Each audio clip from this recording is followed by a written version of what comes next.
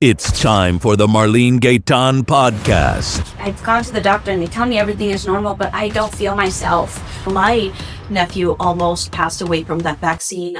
Welcome to the Marlene Gaytan Podcast, where we talk about femininity, relationships, and controversial topics that make you see the world differently. Today's guest is very special. I'm so excited to have her here today because we've been communicating nonstop about these topics. Today we have the beautiful Doctora Celaine Hernandez. She's a neuropathic doctor. Welcome, Doctora. Thank you for having me. Thank you so much for joining me all the way from the beautiful and hot state of Arizona. She flew in just for this interview.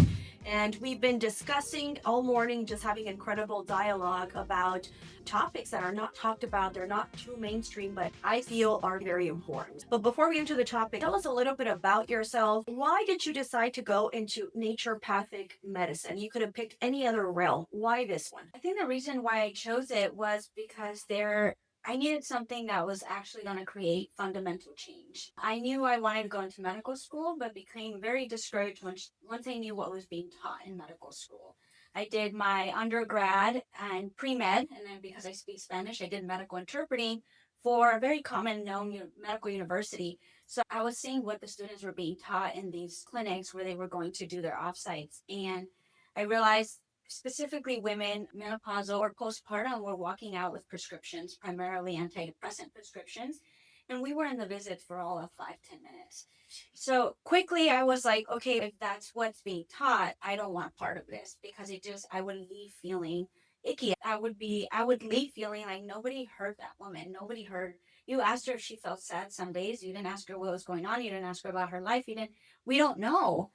And that was heartbreaking. Absolutely. Today's medicine is a 5-minute visit, and you're going to be walking out with some kind of prescription, some kind of pill. But take me back to the younger Celaine, because we did a lot of events together, and you have a lot of nicknames. La Doctora, somebody call her the Doctora L Woods, because you cannot tell on camera, but she's like this little and super petite. In particular, when we go back to your life, tell us, what is it like being a Latina, a doctora? I know you were sharing with me earlier that you took your grandma's blood pressure, and she said you really know how to do this. Yes.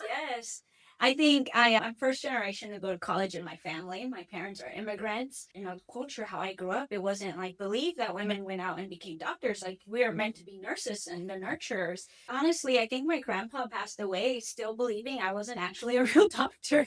Oh my goodness. Yes. Do they believe you're a doctor today? My family does. They're very supportive. I think it took a while for them to come around, because as I went into naturopathic medicine, so I was learning all this information and going back home and being like, you cannot drink 3 Cokes a day. It's so bad for you. And I was coming in telling them all this information as how we were being poisoned and all these things. And they're like, okay, she's a little crazy. Like, we want nothing to do with her. So they stopped inviting me to parties, to be honest. Oh my goodness. You ever heard people say that Coca-Cola in Mexico just hits different? Yes. I think it does, because it only has sugar cane, right? Yes. They don't put any of It's the made with chemicals that they sugar. actually have here. Yeah, definitely. I even went to Canada and I realized that the ingredients in the Coke in Canada and Mexico were different Yes. than the Coke here in the US. Yes. Correct. So tell us about medical school as a Latina. What was that process like for you? Discovering naturopathic school was truly a blessing, because, like I told you, I shied away from going to medical school because I didn't like what the students were being taught, and I was luckily introduced to naturopathic medical school. And growing up the way I did, I'm glad I had a lot of counselors in my corner that were like, go to school, you have potential to do this, because growing up in an immigrant household, that wasn't spoken about. College wasn't spoken about. Nobody had gone to college. Nobody had any type of professional degree. So it was like paving my own way. And not only did I do that, but I was a single mom at the time. Wow. It was just defying the odds and really being able to set my own path and just take it as it came. Honestly, that was my take. It was, let's roll with the punches. We're going to figure it out as it comes. I know that I love this, and then we're going to figure it out. So I did it one day at a time. So tell me, Doctora, let's get into the meat and potatoes to see how many women's we can influence. Yes. And women and gentlemen, of course. But tell me, why are so many women today anxious, hormonally imbalanced, unhealthy, but yet they go to the doctor, they run labs, and they keep telling them that they're absolutely fine? Yes. Why is that? I think, honestly, it is really heartbreaking, because I have been doing 8 years of doing actual medicine as a naturopathic doctor. And so many women walk into my office and say, I've gone to the doctor and they tell me everything is normal, but I don't feel myself. Or I'm struggling at home with my kids, or my husband keeps asking me like, what happened to you? And they go to the doctor, they get basic labs done, and they're like, you're fine. Like this is just a stage of life, where they're offered an antidepressant. And I think it's because, one, we don't understand a woman's cycle. And two, women are being put into roles that are not necessarily conducive to women's health. Like the 9 to 5 work week is not conducive to a woman's cycle. We're cyclical. We're not linear. Okay, so let's make this educational because I have heard one of your talks and the way you broke it down was absolutely fabulous. Maybe there's maybe a lady, and maybe there's probably more gentlemen that do not understand the cycle of a woman. Can you please explain that to me? So when they say my wife is acting crazy, right? My girlfriend's acting up. Please explain to them the process so they can time it properly. We actually have 4 cycles. Women are like the moon. The moon changes throughout the year, throughout the month. And then men are like the sun. They rise and they set, like very steady. So women, what happens? Every day you're going to get a little bit of a different version of her. 4 cycles altogether. So we have the first cycle, which is going to be the menstruating cycle. So that's actually when we're shedding. So this is a time where women are a lot more vulnerable. They're shedding the old. They're getting ready to bring something new. So this is a time that can be very vulnerable, because it can be very uncomfortable. Is it the time where we're crying and stuff, or not yet? This is gonna be leading into that. This is when you want to watch the sad chick. Yes, The movies. Notebook. Okay, got it. Okay, pull out the Notebook. Okay. Yes. So once we bleed, then once the bleeding is out, we go into what's the follicular phase. And the follicular phase is when our estrogen is up, so we feel alive, we feel energetic. This is the time to take on like those HIIT workouts. This is the time to maybe review new contracts or take on new projects. This is the time where a woman feels the most energetic, the most like very in touch with their intuition. And then we have the ovulation phase, which is the short phase that we can make a baby. So Short window, very short window. Most women don't know you can only get pregnant during this window, and it's 5 to 7 days. So during this phase, you feel the most magnetic because you want to attract a partner. You feel the most powerful. You feel the most beautiful. This is when women have like that special outfit in their closet that makes them feel really good. This is the time to dress up. So, gentlemen, time it. This is when you want to bring gifts because Correct. she might be extra adventurous during this time. Okay. Extra adventurous. She might want to get dolled up, go on a date.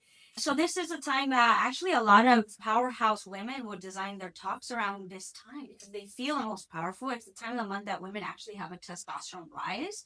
Wow. So women really design their talks and their schedule around this time. Yes. Wow, that's actually very smart. Yeah, because they feel the best. And then after ovulation, as the body realizes, hey, there's not a fertilized egg, so it's time to prepare for what's going to come.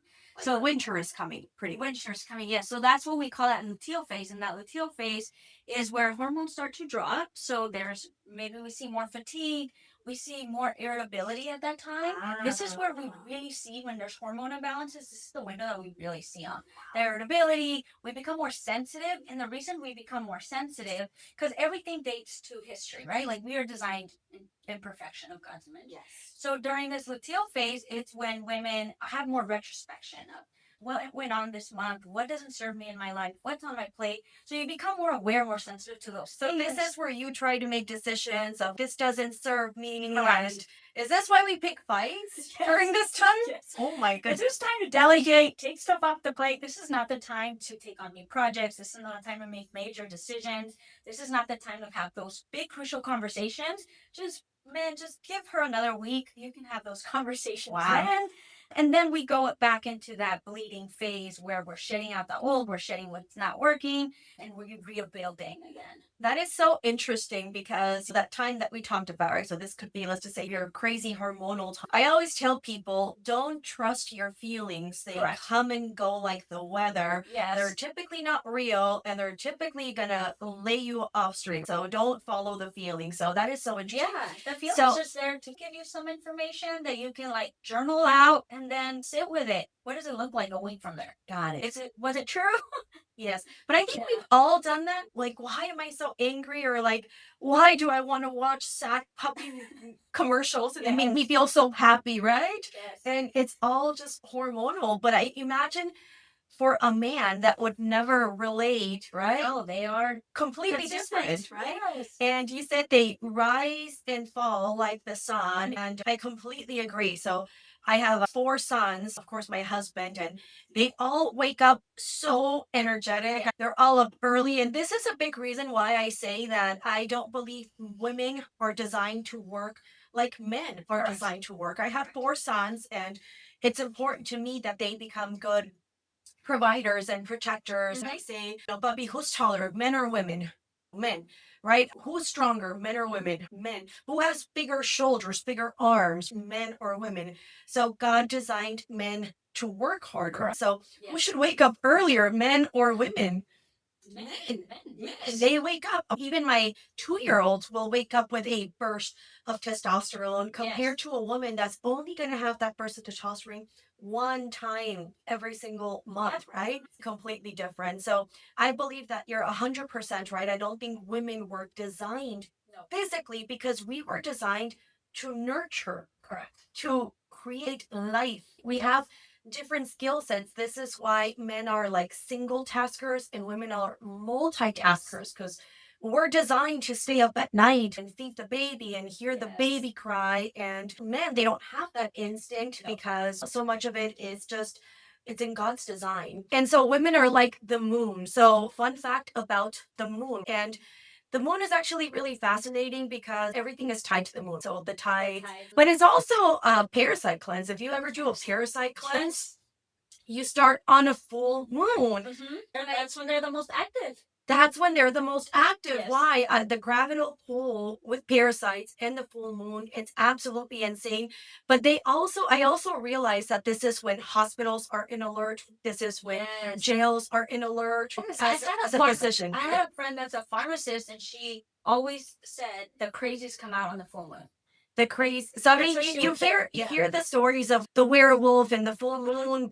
The term luna. When you hear lunatico, right? Yeah. Lunatic, it comes from the moon. The Mhm. moon makes people crazy. So see, blame it on the moon and blame it on the hormones, okay? Because other than that, we are sweet as pie, are we not? We are serious pie. I agree. Okay, beautiful. Now, what do you tell women that maybe their hormones are completely unbalanced? What's step number one? Okay, I'm feeling off. What do I do? I think the first step is actually finding somebody that's gonna listen, somebody that knows what you're going through, somebody that's gonna look at you beyond just blood work. And if they are running blood work, they're looking at blood work from a functional perspective. So you're not getting just a few 6 markers that you're.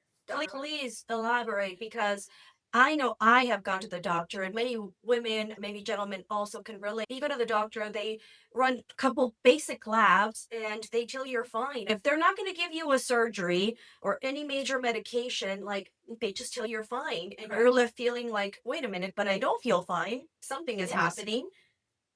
Yeah, first, those ranges that we have on blood work, but sometimes it's a pretty big range. Those ranges are based on the standard American person.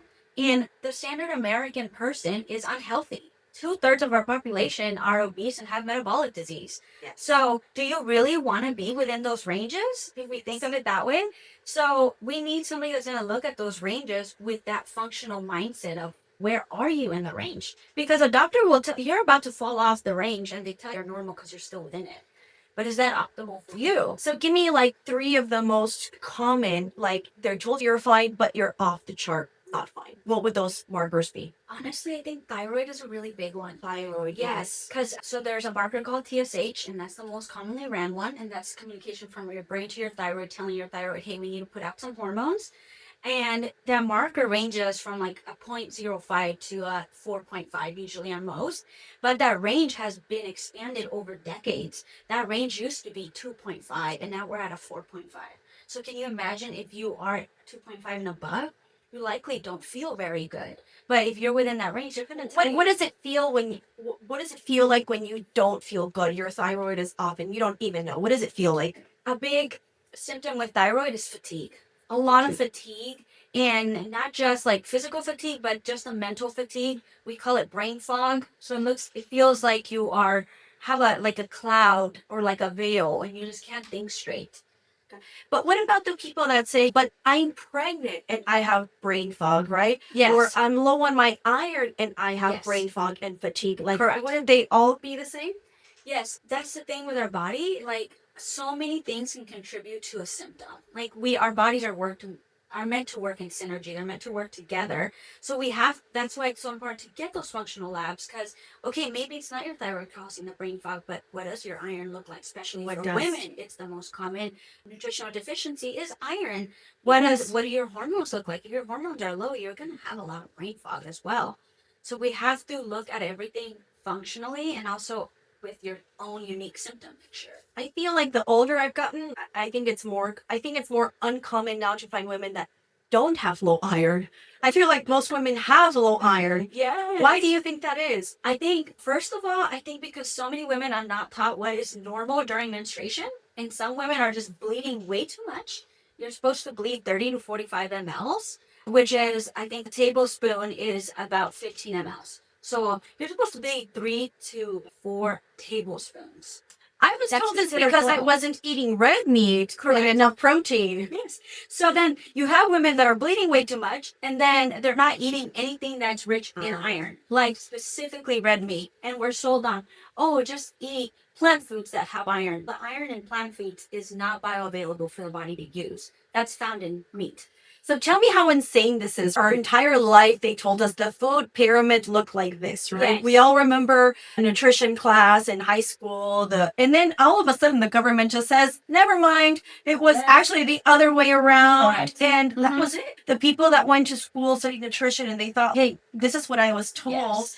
And now they just completely changed that. As someone that actually went to school, like, how do you process that? If we really, a lot of the time, I think we just take what we're told and we don't try to make sense of it. But if we really look at the original pyramid, the bottom of it was all bread and carbs. Yes. What nutritional value is there to that? Nothing. There's not. Especially here, the way the grains are processed. Correct. Our grains are extremely processed. There's no nutrient value. They have way too much gluten and pesticides and all the things. I am thankful I went to naturopathic school because we were taught the opposite way. Yes. And being raised Mexican, you're Mexican yourself. Our diet was not that. Our diet was not the food pyramid. We ate a lot of protein. And I'll tell you something that you're Mexican, you don't like tortillas? I don't eat tortillas. I don't eat rice, pasta, or like stale white bread. Yes. Why? Because it's processed and I'm not really a big fan. And if I'm going to sit and have carbs, Dora, I want a churro. I want a conchita. Like, it better have some joy with it. Yeah, it's not just standard tortilla that doesn't really taste like anything. No, I'm going to go ahead and just skip those carbs. I love a good sourdough. Like somebody that can make a good sourdough bread with love, with an actual yeast. When it's really cold, and for example, in San Francisco, the clam chowder with the sourdough. Yes. I agree. There's special occasions, right? Like, is it really worth it? So a lot of people ask, you have 4 kids and run a business, must work out every day. I try. I walk my toddler, I try to get steps in, I try to fit it in, but truth be told, life gets busy. But I think the one thing that I think has just worked over the last several years is just intermittent fasting. Okay. The idea that we're told that we need to have 3 meals a day is absolutely absurd to me. Of course, this was made up by the cereal companies, but you're a doctor. Do you tell people they're supposed to have 3 meals a day, or what is your process? Yeah. I think it really varies from patient to patient. I have a few women, the women that I have that are very burnt out, and they're so burnt out they don't regulate their blood sugar very well. So they're suffering with anxiety and dizziness, headaches, and all that. I can't have them go that long without a meal because their body's kind of tapped out, can't regulate that blood sugar. So I do have them eat more consistently, but it's going to be a high protein something so that can stabilize that blood sugar. So again, it's like finding somebody that's going to look at you for your own special circumstance. I think that's exactly what it is. It's having common sense and self-awareness to say, what lifestyle do I lead? Hey, if I'm a 6-foot man and do construction work and I'm physically moving, or I'm the male person and walking all day, of course you need a lot of calories. But if I'm a woman and I sit at a desk most of the day and I'm not out there slaying dragons or anything, I don't think we need 3 meals a day. I think we need protein intake, but I say I eat at 1 and then I have snack that has protein and I just have lots of water. Yeah. I don't know if that's efficient. What do you think? I think it also varies because when I went through that severe burnout after medical school, having young kids, there was no way I could do fasting. Like I would literally get tunnel vision from my blood sugar. But I think as I healed, I can now I can now fast. I can go long periods without food and feel fine and feel energetic. So it's that awareness of where are you at in your life? What can you sustain? And also in that eating window, what are you eating in that eating window? If you're going to intermittent fast, you're going to make sure you nourish your body in that window that you are eating. Yes, absolutely. And I relate. Like I do have low blood sugar, so I have to also be aware of, do I have enough energy to not pass out during this time? Yes. But I also realize it's just being self-aware of how your body feels, right? I don't like eating rice or tortillas or bread because I know I'm going to feel lethargic and tired and I'm not going to have energy to go about my day. So I think it's also being aware of how you feel after you eat certain things, so that I think when you're younger, you optimize for, I want a six pack and I want to look Yes. super hot. And the older you are, I know the 20-year-olds will not relate because I could never have related. The older you are, you realize that the real wealth is just in having energy Yes. and feeling healthy. Tell me, what does a healthy human actually look like? Can you spot somebody walking by and you know what, Yes. like they're healthy? How can you Yes. tell? Usually, there's something that as naturopathic doctors we call vitality. And you can usually see somebody's vitality. That means like the energy they radiate. Like you can almost see the battery they're operating from. And in traditional Chinese medicine, they call it Shen. So you can almost see it in people's eyes too. I don't know if you've ever seen like people in a room and you can look at their eyes and be like, they're unwell. They're unwell. Yeah. Wow. And what is it? Is it like a dull look? Yeah, I think it's like it is a look of there's emptiness. There's nothing behind that. Or people look inflamed. Like when people don't have short jaw lines, whenever their neck is puffy, or weight is a huge one. Usually you can tell right off the bat by people's weight, but the jaw and face structure a lot of the time tells us what their health is like. The jaw and face structure. Hey, wow. I never really saw it that way. And can you look at somebody and just say, outside of the jaw, like that person is not healthy? How can you tell? People walk different when they're healthy. Usually, Is it more you have a pep in your step? there's a pep in their step. Their shoulders are usually pulled back. People that are operating in fatigue, they're usually slumped over. They're tired. They're yawning. You can have a very short interaction with somebody and know they're unwell. But it can also be like psychological as well, because we all know what it's like to like gain 5 pounds and how unhappy are we? We're so unhappy. Or what it's like when you lose 5 pounds and you're feeling yourself, right? You're going to be walking differently then too, right? Yes, yes. Yes. I know that I have struggles for a lot of people that maybe you don't know me. I don't like hospitals. I don't like doctors. I don't trust doctors. And I pretty much really don't trust doctors. Except for you, because I know that you're actually a naturopath doctor. But for someone that says, but I went to this hospital and they just said everything was fine, what other resources, like where can someone go? I love the age that we're in because there's so much access to being able to find a more functional doctor. And we live in the best country, right? And here we have we have a choice that we can choose who we want as our provider. Many countries don't actually have that. So you get to choose, you get to research, you get to find somebody. But what if they say my insurance doesn't cover that doctor? Okay, that's when you have to make the decision of what is it worth to you. Because I don't take insurance, and if I did, it's a catch-22. If I were to take insurance, I'm gonna sit with my patients for 10 to 15 minutes versus the hour and a half that I spent with them, and they're not gonna cover almost anything that I prescribe. Health is an investment. You either invest with it with your money, or you're gonna invest with your health in the future. So somebody in their local city can just Google like naturopathic doctor and call and say, do you take like a cash consultation? Is that how they would do it? Yes. Yeah, and we have a board, like there's a naturopathic medical board. Okay. And you can go in there and find legitimate doctors that you can reach out to in your state. There's also a lot of MDs that have actually stepped out of that traditional MD role and become more functional doctors. Wow. And that's a board within itself Yes. that you can find. This reminds me because I have 4 sons. I've never vaccinated any of them. And my pediatrician here, I guess every state is different, they're changing the laws, but he said he had to open up an entire different practice, completely different entity to just take cash patients that wanted to get an evaluation without having to be prescribed the vaccine. But now that we're on the topic of vaccines, tell me, what is your take on childhood vaccines? All the vaccines that are being pushed on babies, and then of course we have the teenage ones. But let's start with the baby ones. What is your take? I think first and foremost, there's so many vaccines out there. Like even from when I was a child to now, it has quadrupled in amount. So that alone to me is problem number one. Like, how did we make it this far as humans? And in the last couple of decades, we've decided we need that many more vaccines. Like, we've managed to survive as a species. My oldest is fully vaccinated, my younger kids are not, and that's because when I had him very young, I didn't know better at the time. With my younger ones, I did a lot of the research, and I realized a lot of the diseases first that we vaccinate for, we have medicine available for them, especially herbs, homeopathy that can treat them. I treated my now 8-year-old, he was 18 months at the time. He had pertussis, which is whooping cough, which we vaccinate for, right? He had that, treated him with homeopathy, he was better within 48 hours.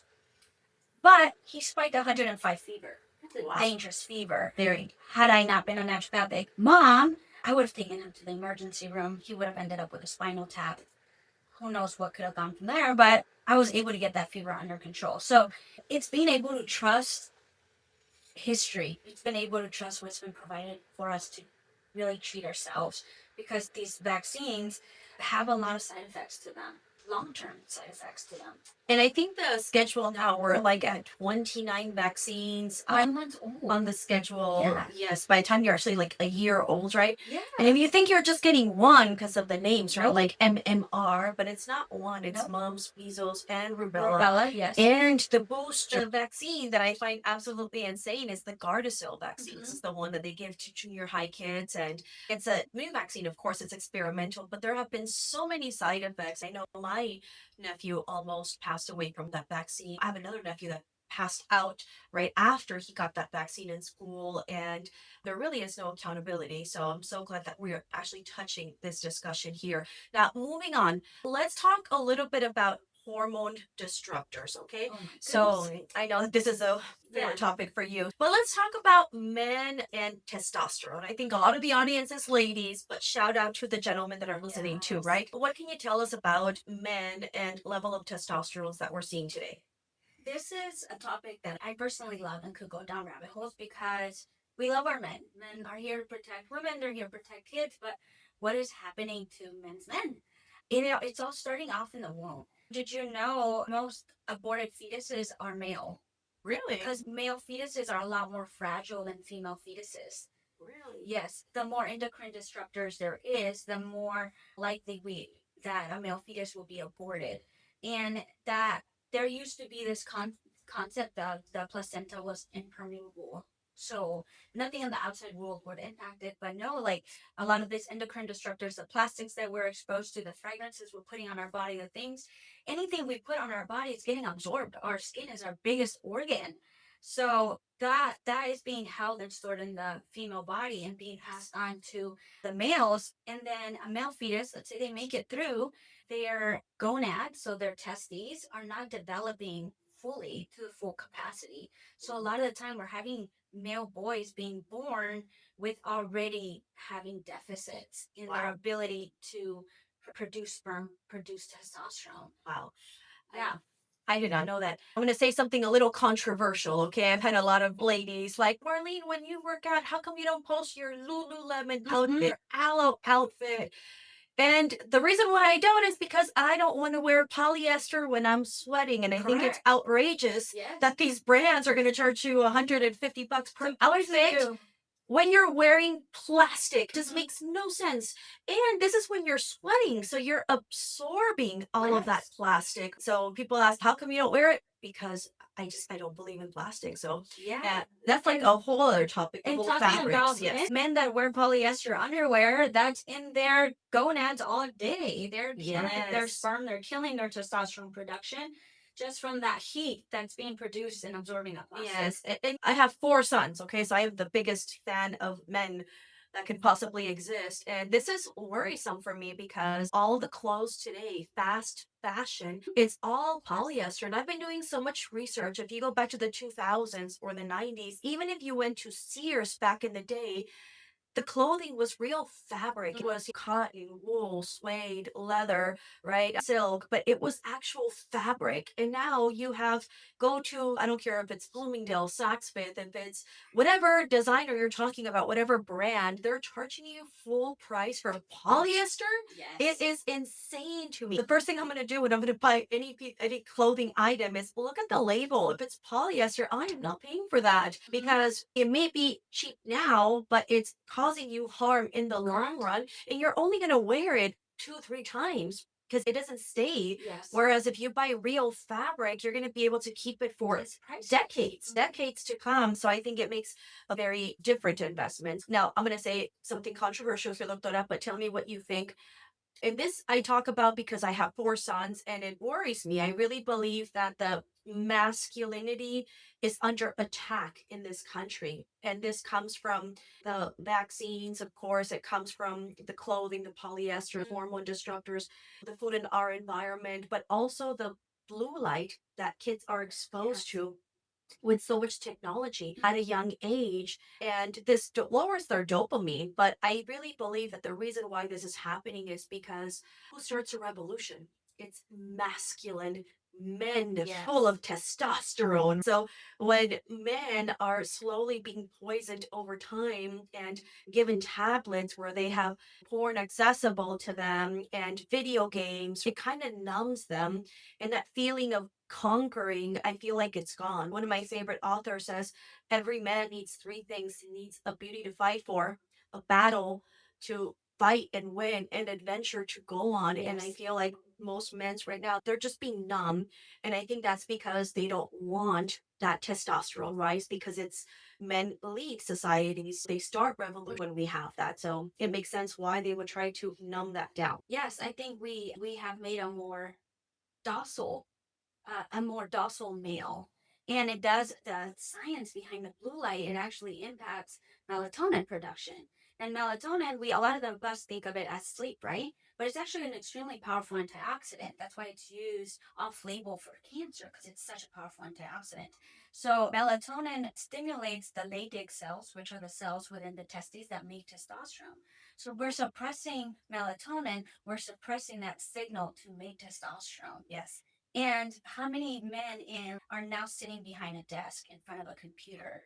And then a lot of men have taken on household tasks, like the more of the nurturing parenting roles or the house cleaning roles or cooking roles, which there's necessarily nothing wrong with that, but are men supposed to be out hunting and working with their hands and building and breaking and getting that adrenaline out? It's interesting that you say that because the way I see it, I don't really think it's a gender norm type of thing.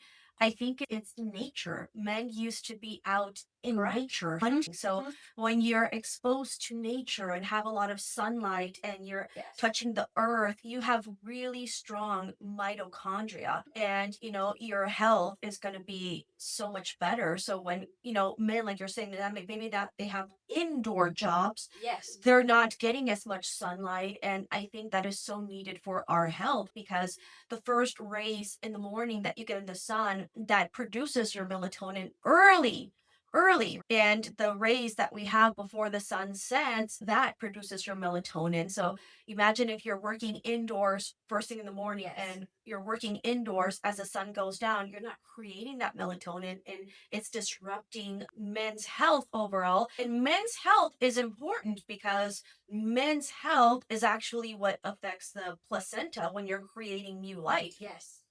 Yeah, and that's a big reason why a lot there's miscarriages happen. A lot of the time we blame women, but a lot of the time it's because of the sperm quality. Gentlemen, if you're watching this, take care of your sperm quality because we absolutely need it, right? Correct.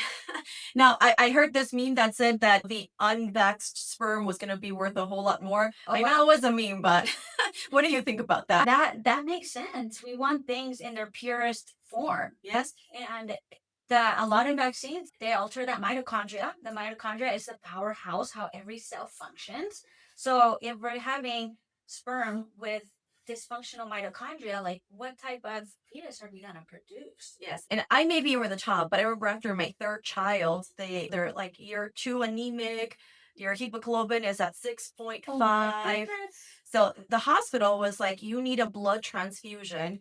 And I remember asking, has that blood been vaccinated?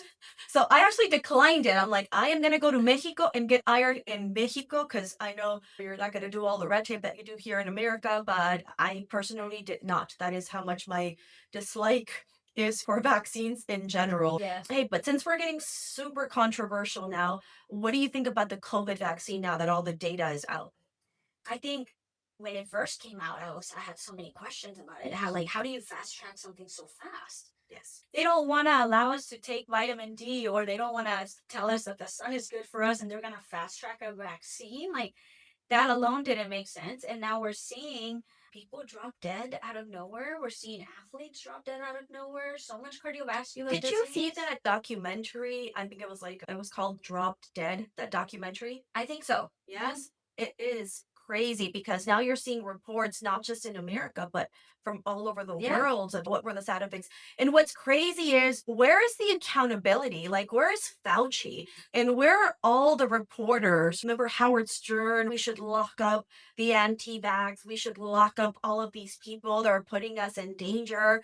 Like, where's the accountability for all the people that pushed that narrative, the people that passed away, the people that had vaccine injuries, that are not getting these blood clots?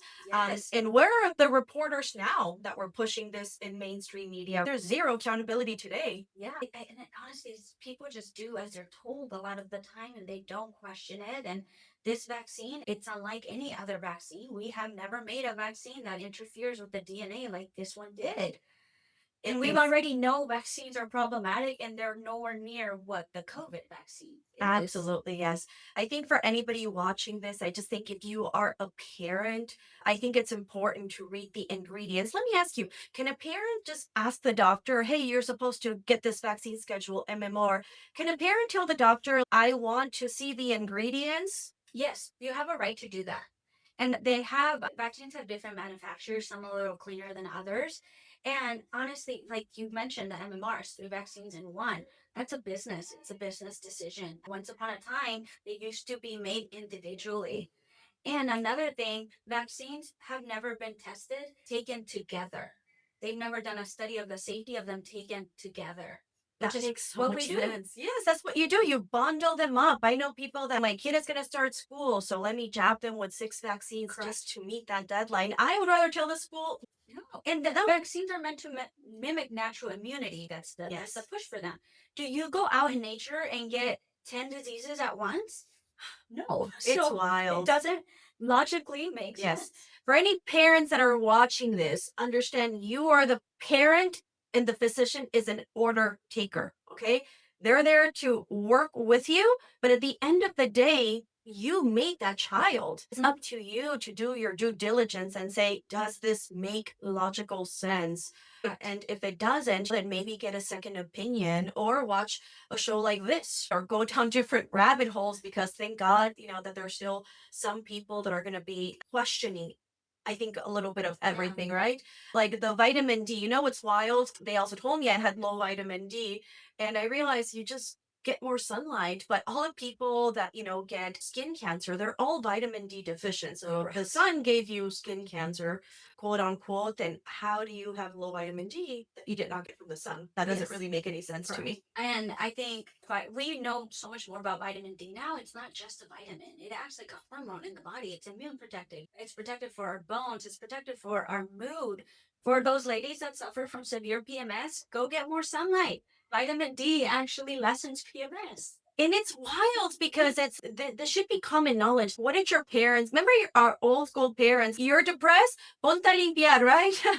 Or you're depressed, go outside. An apple a day keeps the doctor away. Get some sunlight. Today, I'm afraid to tell people to go to therapy because you go see a therapist, they're going to just prescribe you something. They don't just use common sense to say, hey, are you getting enough exercise? Hey, are you getting enough sunlight? Correct. Do you work indoor all day? Is your child in school for 8 hours and then gets picked up and then goes in to be inside again and then just have a tablet and you think they have health issues? Of course they're going to have health issues. Correct. That was not God's design, right? Correct. Yeah, I actually had that conversation yesterday with somebody about the therapy. I won't go down the insurance route for a therapist because they have to follow a system. You have to put a diagnostic code. They have to tell you what's within the insurance and so forth. So I was like, I'd rather pay somebody cash that works for themselves. They're not in it to sell me on medications or sell me on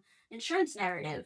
And for those of you that are like, you're bashing my doctor, hey, if you have a good one, you are blessed. You are just finding a good pastor or a good mentor, like, you're blessed, right? Yes. But if you feel, you know what, my doctor's not listening to me, then maybe it's time to just maybe get a second opinion, don't you think? Yeah. And a third. Sometimes even a fourth. Yesterday I had a patient come in and she wanted her labs covered through insurance. A lot of insurances don't cover me ordering stuff. But she's my doctor is great. I think I'm gonna give me the lab order. I'm gonna take it to her and so she can order them and have them covered. It hardly never happens. They never agree to that. So she comes back and her doctor ordered all the labs. And I'm like, we are keeping her. We're adding this doctor to the list of doctors that we will work with. Wow. Because she was very supportive of That wasn't a green flag. that green flag coming to see us. She was very supportive of somebody managing her hormones because she knew that wasn't her scope. She's, I'll run the labs and you can take them back to her. God bless that doctor. She's got common sense. So. That was my first thought. I was like, we're keeping her. Yes. A big reason I host marriage conferences in different cities, and I started inviting doctors such as yourself because one of the things that I noticed was that the number one filing for divorce is women, and typically it's like in the early 40s. Yes. And I got to thinking after doing so many marriage seminars and talking to so many couples in different parts of the country, it's what if you don't hate your husband? What if you are just hormonally unbalanced and you don't know it? And that's why you're so irritable. That's why, you think your world's falling apart or you're comparing your marriage to what on social media because a lot of that is just emotional where we're not thinking logically what life are we building together. We're raising a family together. We're more thinking about ourselves and we get into our feelings. And I think a lot of it can be hormonally. Correct. So I started inviting a lot of doctors to our conferences so that women can also hear the topic of health. Have you checked your hormones? Because what do you call it? The pyramid of needs that nurses follow. Oh, I'm not sure. The Manslow pyramid of needs or something. That's familiar. No, if you're a nurse, correct me, okay? But they say above all, if you don't feel well, it's hard to do anything else. Correct. It's hard to have a great marriage and be a great wife or be a great mother because you're not taking care of your well-being first, right? And this isn't luxury. I'm going to go to a spa or get my nails done. This is just basic health. And I think it's not really being prioritized. So indirectly, I think that we're going to be saving a lot of marriages and keeping a lot of families together. Yes. 7 out of 10 divorces in that late stage are filed by women. And those, more than half of them say they blame it on their perimenopause. They blame, yes. Yeah. And do you find a lot of these women, like maybe during that phase, because hormones were changing, they felt so different, they felt so off, maybe doctors told them they're crazy, and maybe they really didn't have anybody else to talk those feelings, and they did file for divorce. Do you find a lot of these women maybe years later, when they figured it out, or they do feel better, or maybe they've gotten some kind of help, do you think a lot of them regret their decision? I haven't heard any of them specifically say that, but I have heard them say, if I would have known this sooner, then maybe we could have figured it out. But I wasn't myself. Is what I hear over and over is I wasn't myself. And we just, during that stage with our hormones dropping, there's a lot of resiliency that is lost. So with that drop in estrogen, we lose serotonin, we lose dopamine, we lose everything that makes us feel good.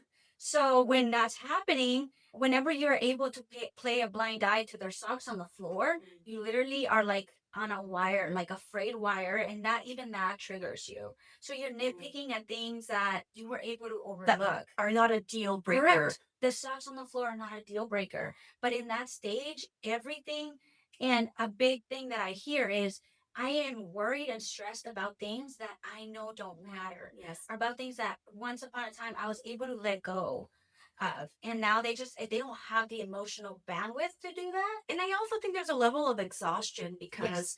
the idea that we have to pay 50-50, part of me really thinks that isn't fair because women have to work, pay half the bills, but yet we're also going to get pregnant, go through pregnancy, Yes. go through feeding the baby, sleep deprivation, do the mothering, and then we still have to cook and clean. I think that's where we need a little bit more support. And I'm a big fan. I'm a big fan. I tell people money doesn't bring happiness, but it sure does solve a lot of problems. So I think the more money you're able to make, you're able to maybe afford a housekeeper to just come on Sundays and help do laundry and do a Yes. deep cleaning so that the one day that you're supposed to actually rest, you can spend time with your spouse not doing all because it's a whole day of labor as well. So where was Yes. the rest? Where was the connection? Where was the actual bonding as a couple? I think it's really Yes. hard to have that. And even with the bonding during menopause, a lot of females' testosterone is so low, they have no sexual desire, they have vaginal dryness and pain. So then that intimacy is also lost. Wow. So are you saying that if women had a little bit more help, that they would be a whole lot more in the mood? Yes, of course. Imagine you don't have to worry about cleaning, and then you have a little, your hormones are fixed, you have some testosterone, you're going to want to spend time with your partner. You're going to want to build that relationship. And because this is also the time where they become empty nesters, kids start to leave the house. So who are they outside of parents? Absolutely. Wow, that's actually wild. I have a theory, Kim. My theory is that happiness is growth. The only people that are happy, where you can see that they're happy, to me, these are people that are congruent, but also people that are growing, right? They're learning something new, they're reading something new. And what I notice about people that make more income is that the year starts and they have goals. They're going to pick up new hobbies. I'm going to learn how to ski. I'm going to take up a cooking class. I'm going to read these books. They have a plan for growth, whereas I know is sometimes a lot of lower income class. And you can say, but Marlene, I grew up in the hood. I didn't have that privilege. I grew up in the hood too. Yes. It didn't mean I had to stay in the hood. I knew that other people live better lives and I wanted to emulate that. But I think a lot of it is also just the conditioning, right? Everybody's just conditioned scrolling, right? That nobody really thinks anymore of what kind of life do I want to design for myself and what am I doing to improve? So if you're watching this and you're thinking, hey, I've never really taken up a new hobby, maybe try something new. I'm going to read one book a month because you're going to see that the more you're growing, the more you're learning, the more you're evolving. I just think these people are happiness. And I see this in children, especially when they're little, because there's the age from birth and then they're babies and they're crawling and they're walking and every day it's something new. Look what I can do and look Yes. cannonball and look, right? But there's so much growth that this is why I believe children are so happy. And I think the older people get, they become stagnant. And I don't think it's an age thing. It's just, I think you lose that curiosity for Yes. life, that ability to be childlike. And when with that, losing that, people, it's what we call burnout, right? They function on high stress and cortisol and survival for so long.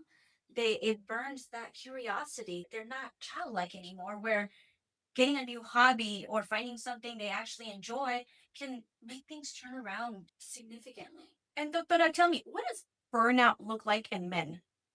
In men, usually weight is a big one. You start to see men develop the belly fat, maybe start growing boobs. That's another way you tell when people are unhealthy, especially men. You see they're developing a chest, and then they're also just fatigued. They stop they stop working with their hands. They stop hunting for things. So they stop their hobbies. Like most men have some sort of hobby. They go to the gym, they play golf with their buddies, they do something active. Yes. Most men that are in burnout lose that. You know, what's worrisome too is that I really believe that after COVID, a lot of the younger generations, they're so used to just being by themselves. I don't think there's a real connection for them because even back in the day, if a young man wanted to court a lady, it required effort, right? He had to spot a pretty girl and work up the courage and the nerve to walk up to her and maybe use your pickup line and risk rejection. But it took effort. Now they just have to swipe right or left or send a DM. But I feel that they're missing that masculinity of approaching and hunting and maybe taking that rejection but learning from it. Or you know what, sometimes I think a rejection can be the best thing that can ever happen to a young man because now you know what, I'm gonna make something of myself. You're gonna regret it. But I think those were drives, and I don't know if young men are socializing the way that they used to prior to COVID and all of this technology, right? I don't think so either. And I think there's a loss of competition by them not seeking a female. There's a loss of competition through the social media because they don't know what other men are out there trying to get her attention. Ah, I Many see what you men operate mean. on competition. Yes, They want to men win. men are very interesting. And like I said, okay, I'm a big fan of men because men believe in a hierarchy. Okay, it's something women don't do. Like even if you watch men play a basketball game, they immediately assign, oh, he sucks or he's the best, but they immediately set a hierarchy amongst themselves. And a lot of it is just it's playful. They make fun of each other. They have that need to set up a hierarchy, whereas women, we do not. Like we just connect. We're just happy to see each other, and you just see that's one of the big differences that I notice between men and women. Yeah. Men are always sizing up their environment, sizing up the competition. Yes, that's why that phrase "keeping up with the Joneses." You see maybe your friend doing something, and this is a big part of marriage, where I tell people that your husband is going to be influenced by the men around him. So if the men around him, like they're not making money, they're not going to improve, they don't have ambition, then that's going to pass on too, right? Or if the men around him, they all have very unhappy marriages, it's going to, of course, affect you. Where's that phrase, right? A rotten apple is going to spoil the bunch. So I think just picking your associations wisely. Just because you grew up with someone doesn't mean you're going to take the same journey together. They might not have the same future plans or future growth that you have. Yeah, and usually the low testosterone in men, I find it within groups. Within groups. Yeah, Really? because it's tell me who your 5 friends are, and I'll show you who you are. And is it because they have the same habits, you think? They have the same, yeah, they have the same habits. There's no drive for competition. A lot men shouldn't sit around and complain.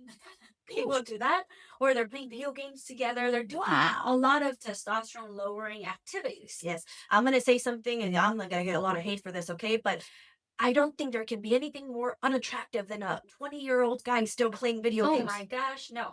It's like, this is your time to conquer. Like, this is your time to work, to fail, to try, to Yes. put yourself out there, to make something of yourself so that you have something to offer a family in the future when you're able to lead one. Correct. And that's such, and not only are they sitting there playing video games all day, they are smoking marijuana a lot of the time. And that alone will decrease testosterone levels. I've had so many young 20-year-olds in my office that do that. Play video games in their parents' basement, and their testosterone levels are lower than 60-year-olds. But you know what, though? We're not picking on you, okay? If you're a young guy watching this and you're like, these two ladies, right? All we're saying is that you need new friends. Right? If you found new friends that were competitive, hitting the gym, reading books, making money, excited for life, right? Talking to girls in the real world, right? All of that kind of is going to, it bleeds over into your own energy and you become more of that. Correct. Doctora, I wanted to ask a controversial question. This is something that I've always thought about and I've always wanted to ask a doctor. So in medical school, when doctors graduate and you all take the Hippocratic oath, what does that mean to you? How is it sold to you? Because I want to give you my opinion, but I want to know, as a doctor, when you graduate, what did they tell you? My main memory of it is walking the stage, graduating from medical school, and taking the oath to do no harm. Patient comes first. Patient knows their body. The patient knows their symptoms, and we are the teacher. We are the ones that we're learning from them, just like they're learning from us. Is what I remember from that encounter. More than anything, do no harm. Dr. I've always wanted to ask a doctor about the Hippocratic Oath because I'm a big lover of ancient history. Yes. So when I think of the Hippocratic Oath, I'm thinking, do these young doctors know that they're doing an oath, right? To essentially, it's Apollo.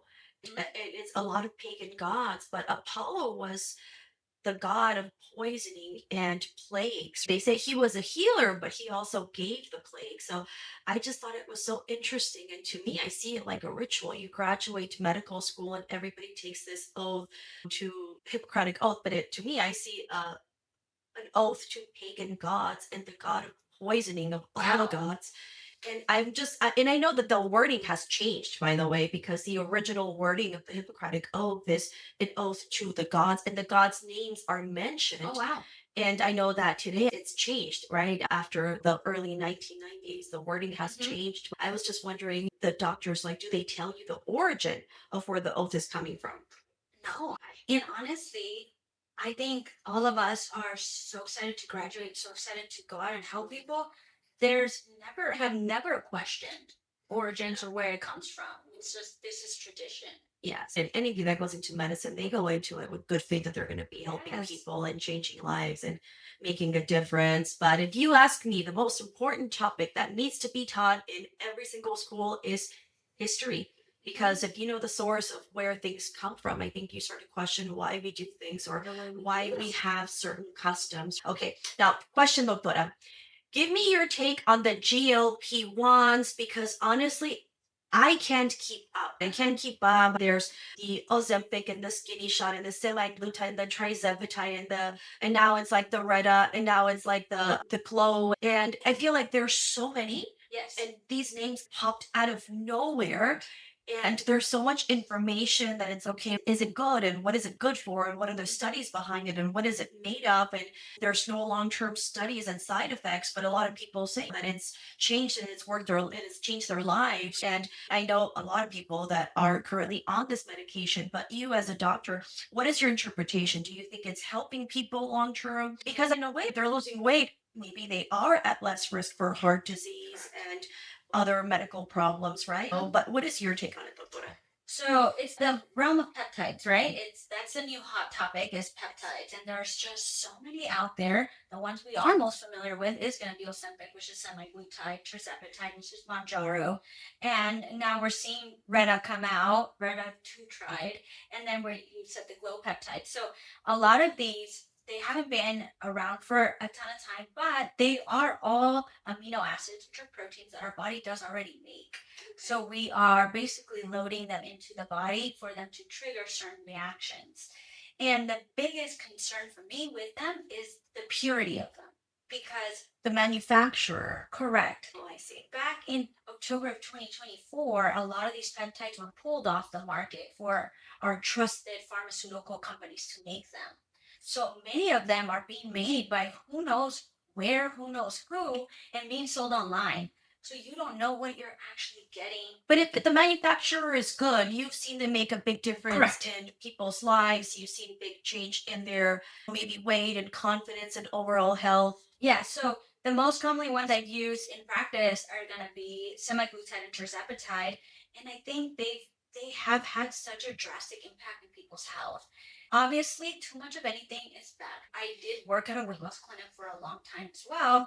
And I think when we're seeing a lot of our side effects and we're seeing all the issues come up is because people do too much of stuff.